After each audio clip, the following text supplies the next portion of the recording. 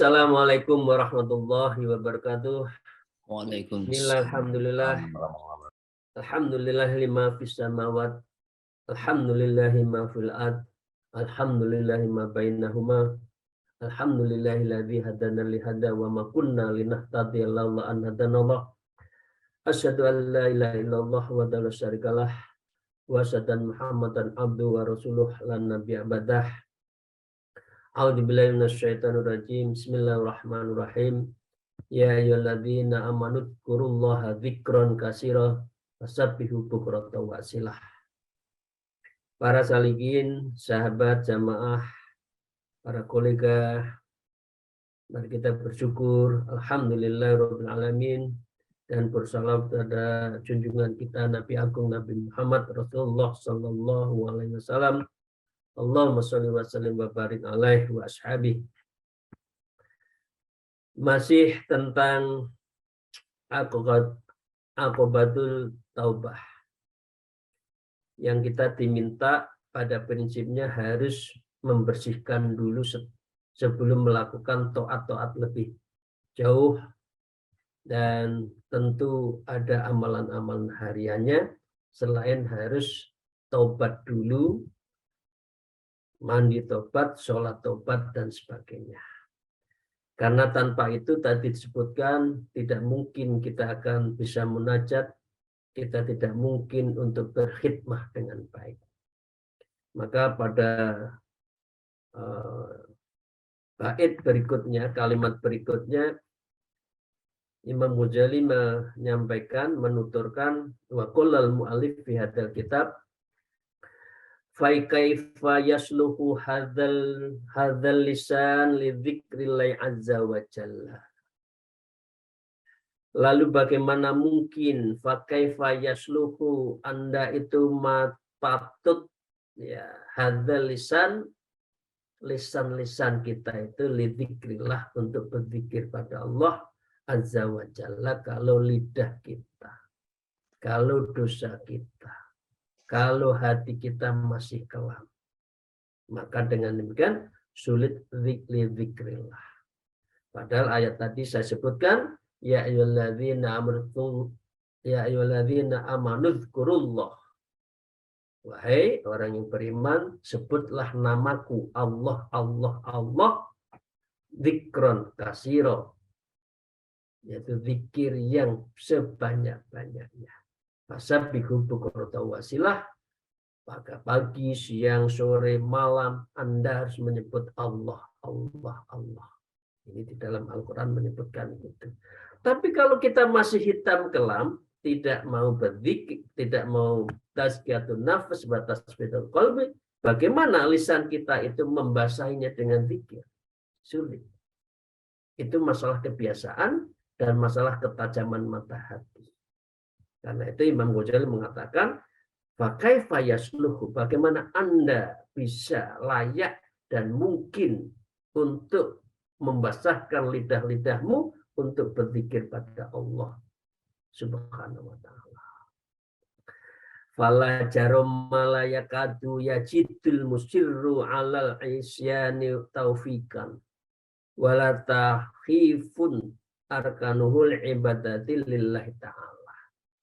Falah, maka sudah tentu ya orang yang masih menjalani dosa-dosa seperti itu dan tidak mau bertobat, la yakadu yajidul musirru alal isyan taufikon. Kalau orang masih bergelimang berbagai maksiat, hampir pasti tidak bisa menemukan taufik. Sulit Bapak Ibu sekalian, sahabat-sahabat sekalian. Kalau hati kita itu enggak dibersihkan.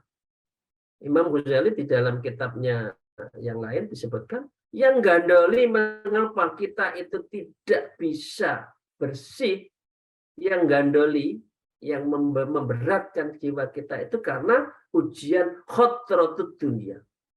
Yaitu lintasan-lintasan urusan dunia inilah yang menjadikan kita itu tidak bisa dekat dengan Allah, tidak bisa bersih. Itu adalah khotratud dunya, yaitu khotrah, lintasan-lintasan yang menggoda di dalam jiwa kita itu masih dengan urusan dunia. Maka dengan demikian layakutu yajidul musir izan taufikan, nggak mungkin kita akan mendapatkan taufik pada Allah itu kalau khotroh kita itu bukan khotroh taat, bukan khotrohnya orang taat, tapi masih urusan khotroh dunia. Fala yahifu, maka dengan demikian tidak mungkin Anda akan ringan, ya, arkanahu, dan seluruh tubuhmu itu oleh ibadah untuk beribadah kepada Allah Subhanahu wa taala. Sulit. Ya, bahasa sekali-kali saya sampaikan kan, betul jam 2, jam 3 bangun, tapi bukan untuk sholat, tapi kembali lagi ke kamar tidur. Karena beratnya untuk beribadah tadi. Ya. Mengapa tidak mau bertobat atas dosa-dosa kita?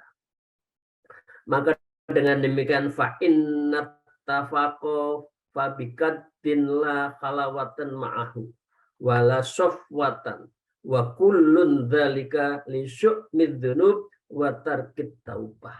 Ini agak kesimpulan ini. Fa'in tafaqah, fa'in tawafaqo, jika engkau bertepatan muafik dan kita berkesepakatan, ya, fayakitulah kalawah, maka dengan demikian, maka dengan susah payah, ya, kalau tidak pernah beribadah, maka kita akan ibadah berat, wala sofah, dan tidak ada sebuah manisnya kita beribadah. Wa kulun dalika, karena semua itu kita itu syukmiddu,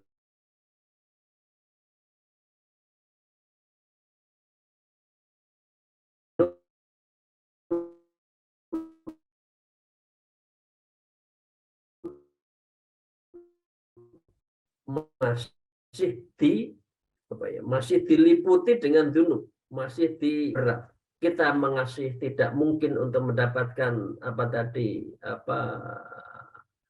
sofwatul qulub, kebersihan, kenikmatan hati kita dekat dengan Allah.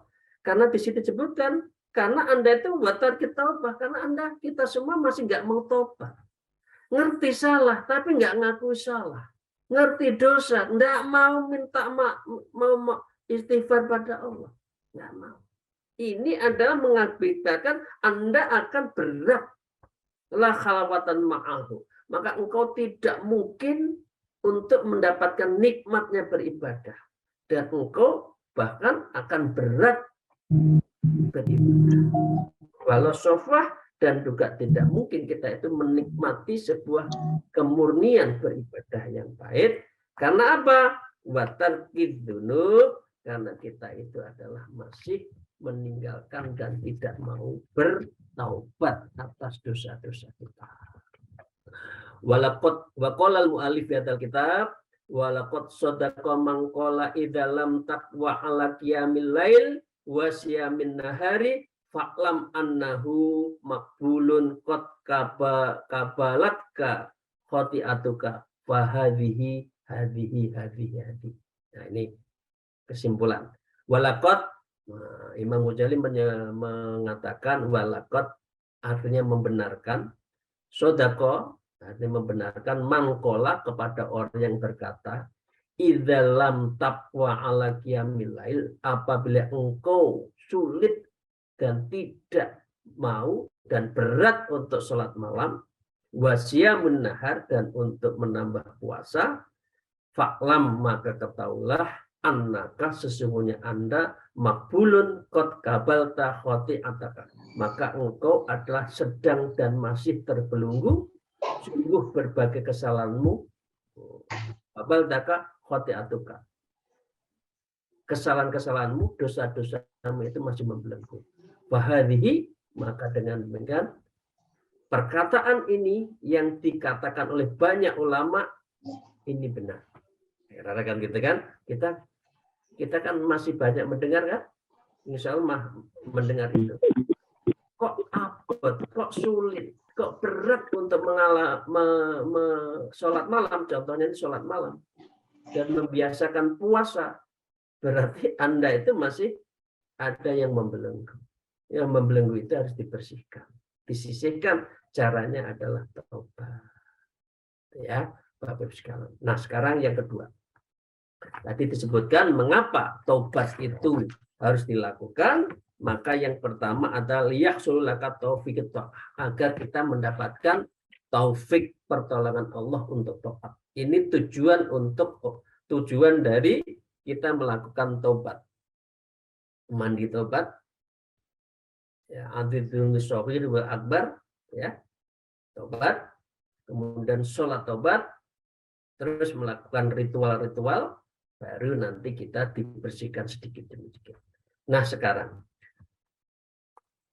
waqala al-mu'allif hadal kitab wasani minal amroini innama talzamukat taubatu litukbala minka ibadatuka fa inna rabbatain la yakbalul hidayah.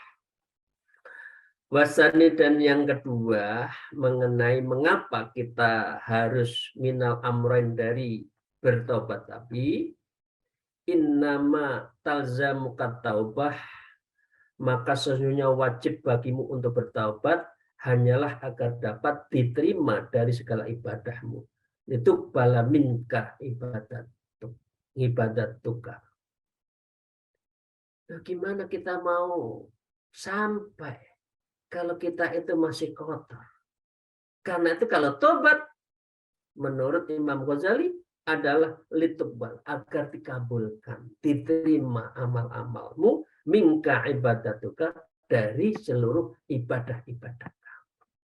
Makanya tadi kalau orang tidak tobat, ya amalnya nggak bisa diterima, sia-sia. Dan itu adalah sesuatu yang tidak ada gunanya. Sayang, umur 30, 40, 50, 60 ibadahnya nggak diterima karena tidak mau bertobat. Fa inna rabbitain, karena sesungguhnya Allah itu penguasa, ya, layak balul hidayah, dia tidak akan menerima orang yang tidak mendapatkan hidayah sebelumnya, dan artinya tidak mau membayar dosa-dosanya. Rabbatain la yuqbalu hidayah. Jadi Allah itu ibaratnya gini. Kalau di sini ibaratnya, kalau orang masih punya janji dosa masa lalu, tidak pernah mau berdoa, tidak mau bertobat, gimana kamu akan saya terima? Nah, ini ibaratnya. Ini diibaratkan seperti halnya adalah orang yang punya janji, punya hutang. Lah hutang kamu belum kamu lunasi loh. Kamu masih hutang lagi? Ya enggak lah. Kira-kira kan gitu bahasa simpel masyarakatnya itu. Dosanya masih banyak, hutangnya masih banyak, hutang lagi enggak diterima dong. Kira-kira gitu. Nah, dengan demikian wadzalika antaubata 'anil ma'asi wa irda al-khususu fardun lazimun wa ammatul ibadah allati taksuduha naflun. Ini diibaratkan bahwa bertaubat dari berbagai maksiat dan meminta keridhaan, ya, wa anit ma'asi wa irda, dan mohon ridha Allah, itu adalah kewajiban, ya, yaitu ridha al-khusyuf fardil lazimun, maka dengan demikian sebuah yang lazim, yang harus, sedangkan umumnya ibadah yang engkau dimaksudkan adalah ibadah sunnah. Ini artinya begini, seperti tadi, belum dibayar kok utang lagi. Nah, kalau menurut versi ini, menurut Imam Ghazali dalam ibadah, ya yang wajib iya, tapi yang sunat juga jalankan. Nah, untuk menambah atas dosa-dosamu kamu, untuk menambah sholat-sholat kamu yang lalai-lalai itu, tambahlah dengan sholat-sholat sunat, katakan gitu. Kemudian Imam Ghazali menyatakan fakaifa yuqbalu minka tarabbuka wadainu alaika khalin lam tuqdhihi. Maka bagaimana Allah akan menerima darimu akan sedekahmu, ya. Sementara hutang pada dirimu sudah jatuh tempo di mana engkau belum membayarnya. Nah, itulah. Ini ibaratnya ya. Artinya kalau hutang ibadah, ini maaf ya, boleh berbeda dengan saya. Misalkan sholat kita yang teledor itu ya dikodok.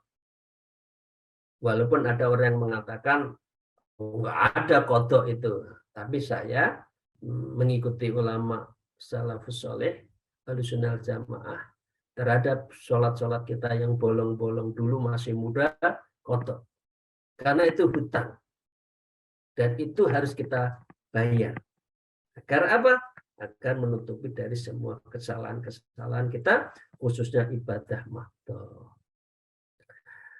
Wa qala al-mu'allif wa kaifa tatruka li ajlihil halala wal mubah wa anta musirun ala fi'lil mahduri wal haram wa kaifa tunajihi wa tad'uhu wa tungsi alaihi wa wal ibadah wa ibad wa wal iyadu billahi alaika wa dhabanun. Di sini disebutkan wa kaifa tatruka li ajlah, bagaimana berarti engkau meninggalkan sesuatu yang halal, yang mubah, sementara engkau terus-menerus mengerjakan berbagai larangan dan haram. Jadi kalau seseorang ya terus melakukan kesalahan, tidak pernah dimohon ampun, dan itu menjadi beban masa lalu yang banyak dosa itu, maka dengan demikian Anda harus bayar hutang-hutang Anda. Itu ya. Karena itu Imam Ghazali juga menyebutkan minggu lalu ya, kita sebutkan yaitu disebutkan ada 8 khosyah, salah satu khosyahnya itu atau salah satu khaufnya itu adalah khaufut sabiqah. Takut terhadap masa lalunya itu sudah diampuni oleh Allah belum? Itu harus takut. Nah, itu harus segera dibayar oleh Allah. Nah, dengan itu Imam Ghazali mengatakan kepada kita wal iyadu billahi alaika ghadbanun, semoga Allah memberikan kita itu adalah dijauhkan dari murkanya kepada kita. Kalau kita mau untuk membayar dosa dan masa lalu kita. Nah, para salikin, sahabat-sahabat yang saya cintai, ya, fahadza dhuhiru halil usatil musirina alal maksiyah wallahul musta'an. Maka inilah kondisi yang jelas terlihat dari pelaku-pelaku maksiat, hal jadi jelas usatil musirina, yaitu sebuah gambaran orang yang pelaku maksiat yang dia itu adalah sulit untuk diterima. Nah, karena itu beliau mengatakan wallahu musta'an, semoga Allah memohonkan pertolongan kepada kita semua atau semuanya yang masih dalam keadaan banyak dosa itu. Para salikin rahimakumullah, mari kita lanjutkan.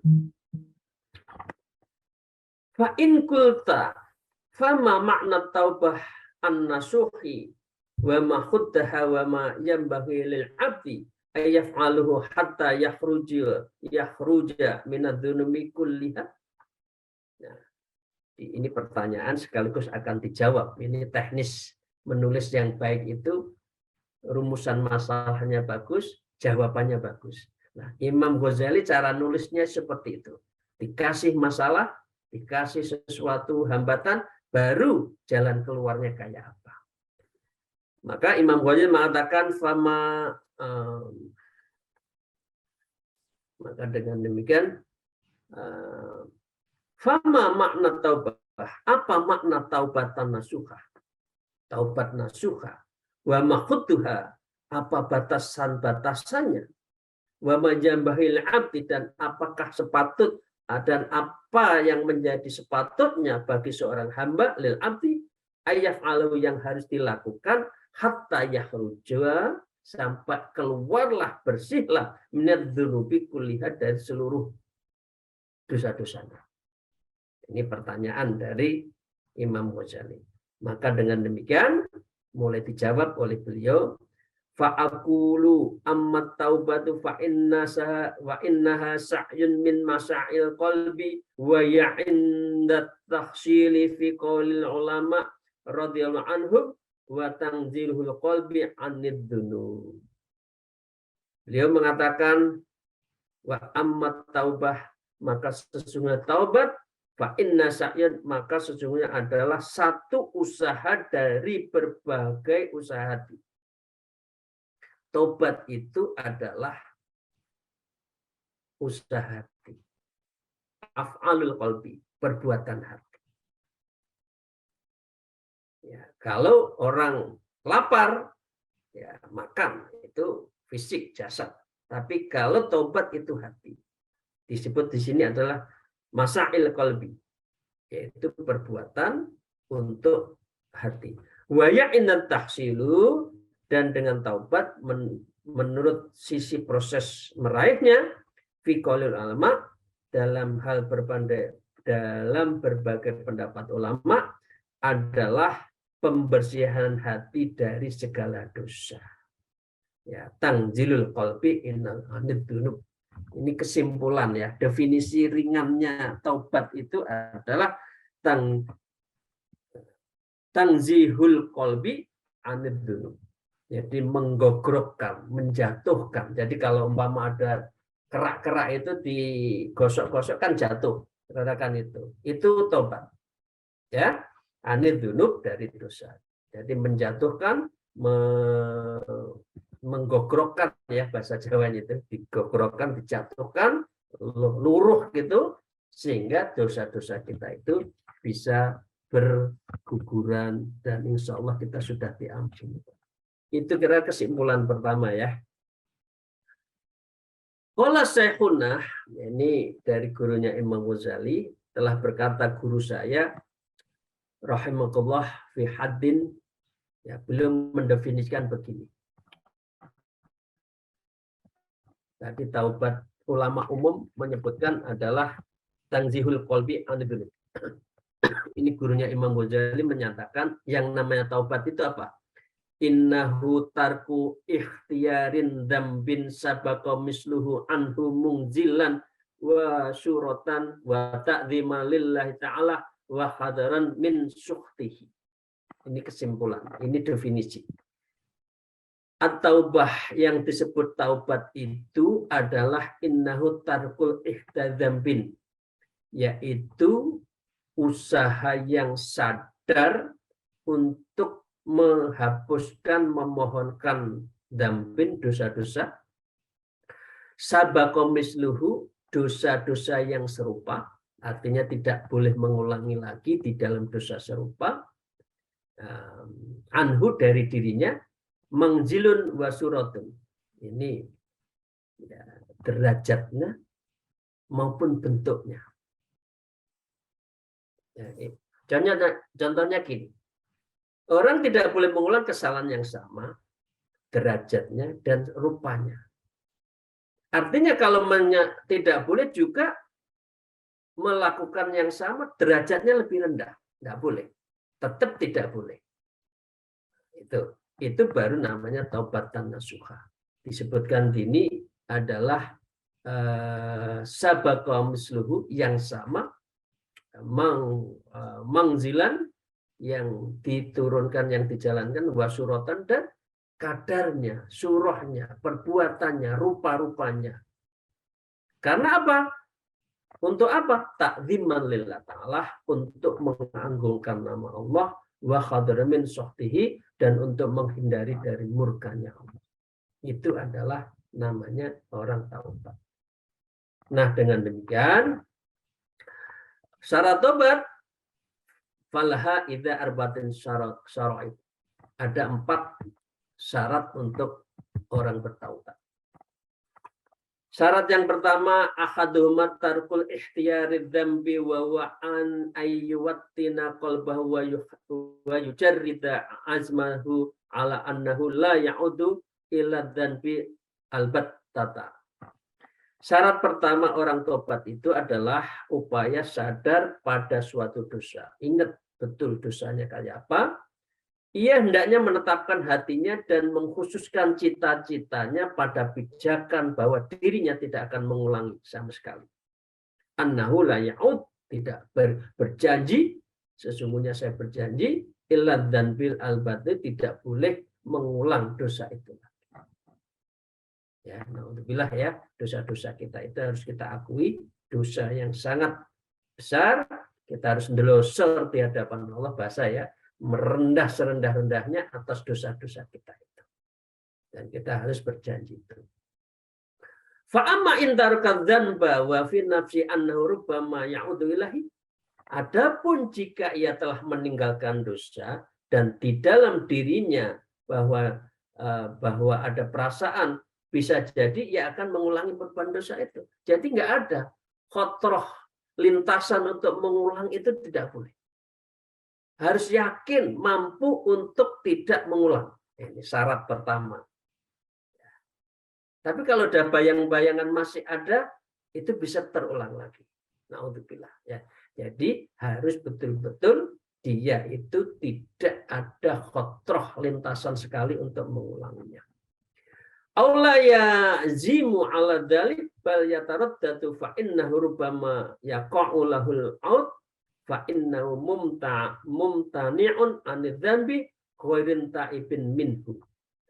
Maka ini, jika orang itu ingin ada cita-cita untuk meninggalkan dosa itu, kok lemah? Tidak, ya, layak zimu, kok rendah, ya, maka dengan demikian dia akan namanya apa?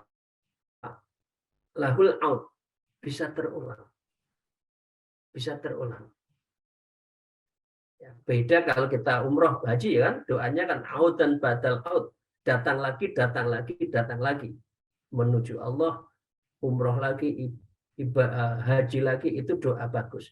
Tapi kalau di dalam hal dosa tidak boleh ada khotroh untuk mengulang.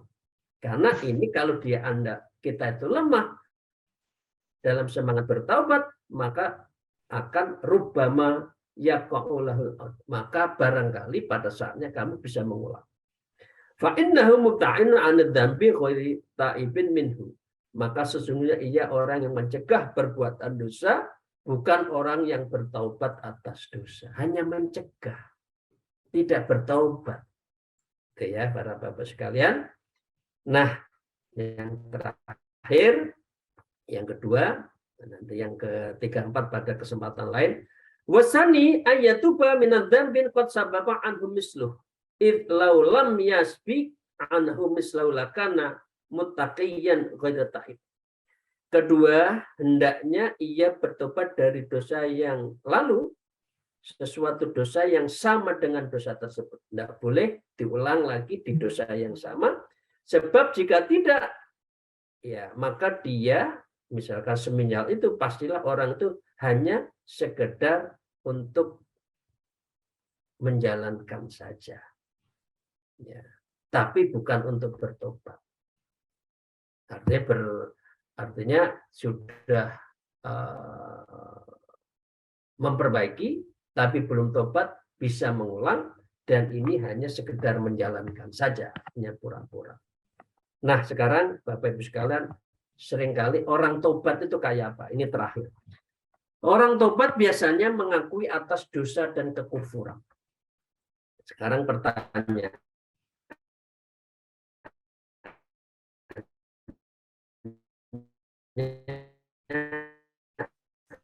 Oleh Imam Ghazali. Apakah Rasulullah yang juga bertobat, Rasulullah yang muncul?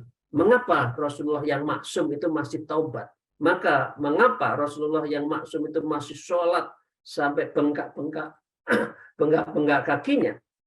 berarti Rasulullah itu banyak dosanya juga. Nah, ada yang mengatakan itu. Nah, dalam hal ini Rasulullah Imam Ghazali mengatakan la taro annahu yasihul qaulu bi anna nabi kana muttaqiyan anil kufur. Maka dengan demikian janganlah engkau perhatikan kepada orang yang berpendapat bahwa Rasulullah taubat itu karena untuk muttaqiyan, untuk bertakwa anil kufur, dari kekufurannya, dari dosanya. Nah, ini ya, ini logikanya kan gitu. Tapi Rasulullah tidak, disebutkan oleh oleh Imam Ghazali wala yasihul qaulu. Ini pendapat yang salah dan tidak benar bi annahu, karena sesungguhnya Rasulullah karena taiban adalah orang yang adalah seseorang yang bertobat sebab tidak pernah terdahului kekufuran dan dirinya beliau adalah di satu kondisi apa. Jadi Rasulullah bertobat, Rasulullah beribadah itu bukan karena kufur, ya karena Rasulullah menjalani perintah Allah sebagai rasa syukurnya kepada Allah Subhanahu wa taala. Berbeda wa anna Umar bin Khattab radhiyallahu anhu karena ta'iban anil kufri lima sabaqa anhu dzalik. Berbeda dengan Umar bin Khattab. Sayyidina Umar bin Khattab itu adalah orang yang bertobat dari kekufuran anhu karena ta'iban anil kufri.